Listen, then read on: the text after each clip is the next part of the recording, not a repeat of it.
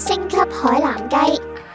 係西九龍中心8樓 food court，近日進駐一間由前5星酒店廚師主理嘅澳膠膠雞。我姓朱嘅，咁我自己喺酒店度專係做海南雞嘅。咁我哋每日9點鐘翻嚟就開始整雞啦，每隻雞起碼都要煮3個鐘嘅。咁個滷水咧都由10幾種香料熬出嚟啦，咁就會有好多唔同層次嘅，令到隻雞有軟滑腍同埋有味啊！全部嗰啲功夫咧都係跟足酒店嗰做法嘅，務求係做翻酒店質素嘅味道出嚟。